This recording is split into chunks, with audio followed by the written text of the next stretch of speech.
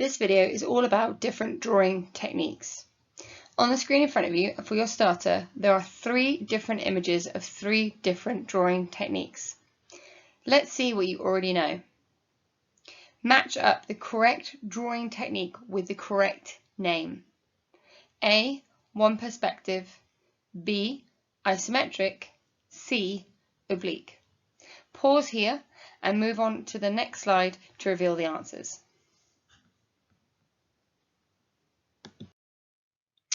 So the answers. Number 1 was isometric. Number 2, oblique. And number 3 was one perspective. Why do we have so many different drawing styles? Honestly, there's more than this. This is just 3. There's a handful more. But what is the point? Why do we have so many? What are the advantages of these? What are the disadvantages? Lots to think about. So, whilst we're thinking, let's answer this question in your green books using short or full sentences. Why do we have so many different drawing styles? Pause the video here to have a think and create your answer. If you want to think on your own, first of all, for a minute or 2, and then share with the people next to you, that's okay.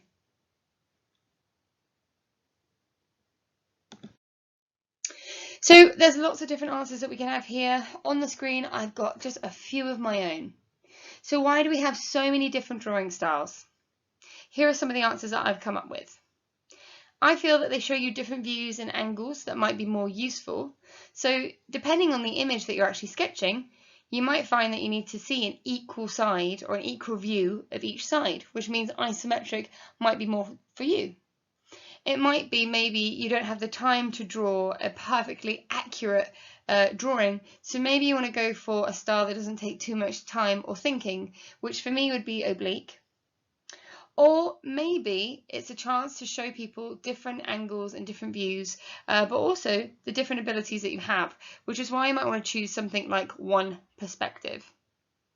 I'm sure there's loads of other different answers that you could have, but I think in summary, we have so many different drawing styles because they each serve a different purpose or a different advantage. Which of the views do you think offers the most detail? Pause the video here, have a quick moment to think to yourself, and maybe share with the person next to you. Now, it is my opinion. I personally think that isometric perspective, which is number 1 on the left-hand side of the screen, I do think that does offer more detail than the other 2. The reason I think this is because with isometric, every angle is drawn at 30 or 40 degrees, depending on your preference. But whatever angle you choose, it means that every side is shown equally. So the front, the side, and the above view, they're all shown equally. And that means that you get a much better idea of proportion, scale, and it also helps the image to be far more accurate.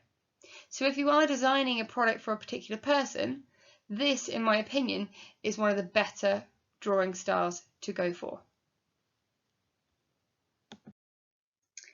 Orthographic.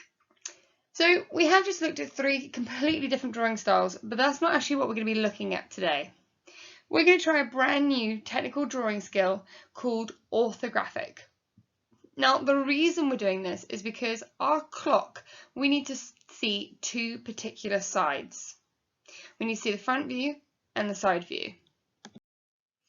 Orthographic is really detailed. It shows you each side equally and evenly by giving you a full view. And you can see that in the example that's in the top right-hand corner of the screen. You can see that there is an isometric projection of that funny little shape. And then next to it is a top view, a front view, and a side view. It helps to show proportions equally and evenly, and it helps you to see all those hidden little details. Your task for this lesson is to create an orthographic drawing of your final clock design. So I've broken this lesson down into chunks for you. Task 1, find a new page in your green book. Task 2, turn it to landscape. Write the title, Orthographic Drawing. 3, you're then going to split the page in 2. And then 4, on the left-hand side, you're going to draw the front view of your clock design. The view that you're going to draw is going to include both the face of your clock, it's going to show you the arm, and it's also going to show you the base. So on the right hand of the screen in front of you, you will see a waggle. So what a good one looks like. Now this is my waggle, and it's a waggle because it's been drawn in a good size.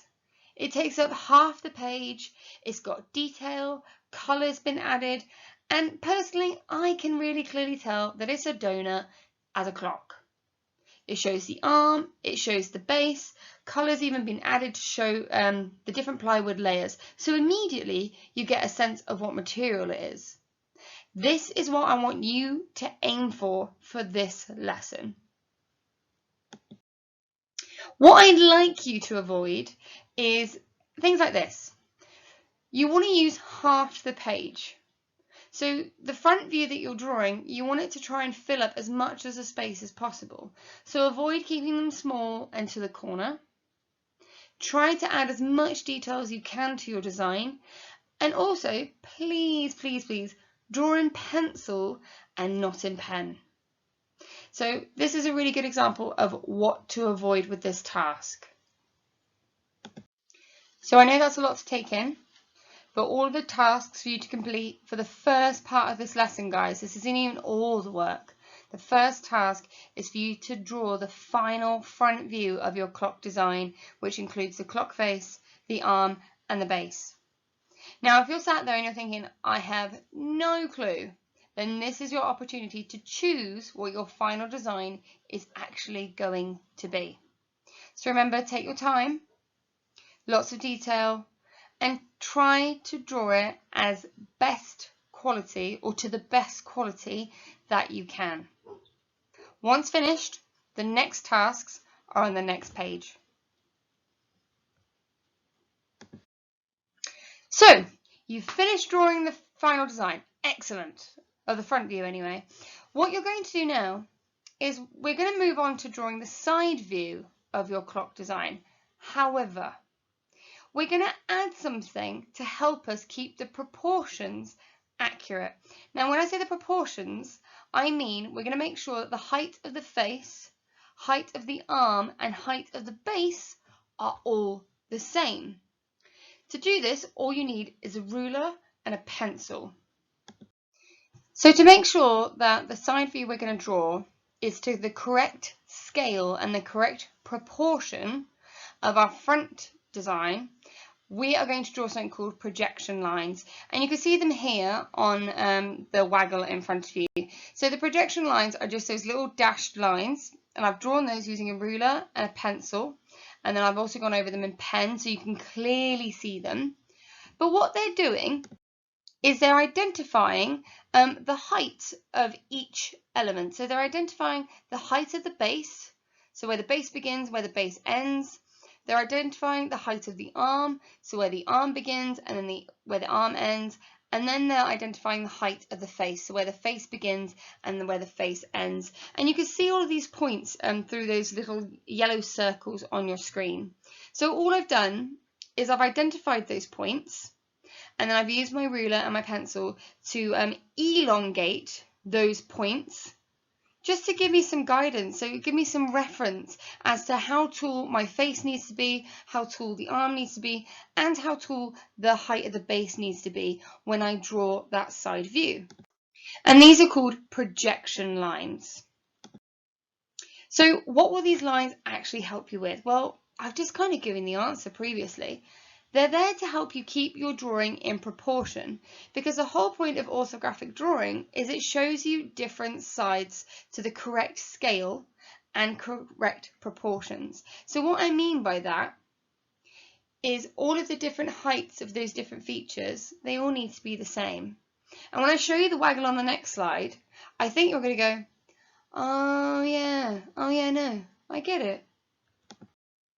Haha.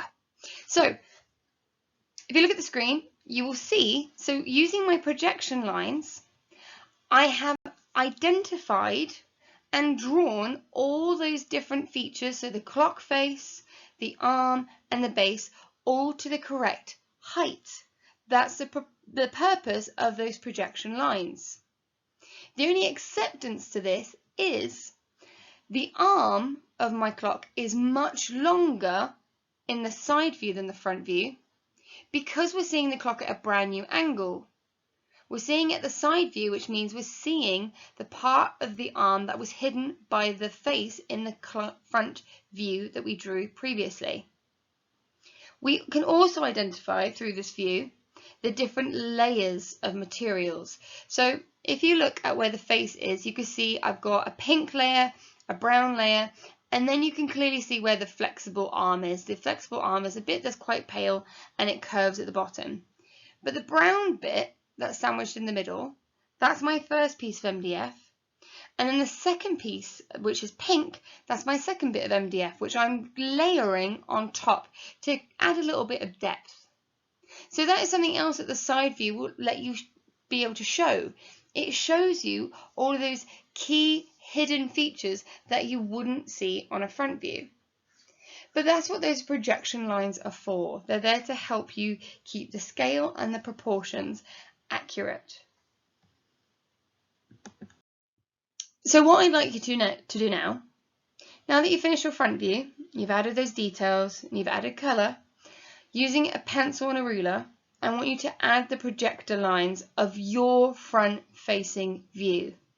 So find the starting point and the end point of the base and draw those two projection lines, trying to keep them nice and parallel. Nice and parallel. Then find the start point and the end point of the arm, draw those lines, and then the face. Once you've done that, I'd like you to use the projector lines to draw the side view of your final clock design. And don't forget, like I've done, if you are intending on using any layers, don't forget to add those on as well. And then finally, once you've done all of that, you've added colour and you're happy with it, I would like you to add some labels to show key features, such as the different layers, and also the materials that you are intending or you've already used. So for example, plywood for the base, flexi-ply for the arm, and MDF for the main clock face. This is a final waggle of my orthographic drawing. So here I've got my front view, my side view, and I've also got my labels just to identify those materials I'd like to use. And I've also identified the projector lines as well, just as a little reminder for myself. So, your final task. Underneath your design, I'd like you to write a short paragraph that answers the following questions. What do you like most about your design? How would you change it to make it more creative if you're given the opportunity? What have you enjoyed most about the practical side of making the clock so far? And what have you least enjoyed or struggled with whilst making your clock? Now I'd like this to be a paragraph of writing, so that means I'd like you to use full sentences, please and thank you. If you can complete that underneath your orthographic drawing, that's fantastic, but if you can't, you're welcome to go onto a new page.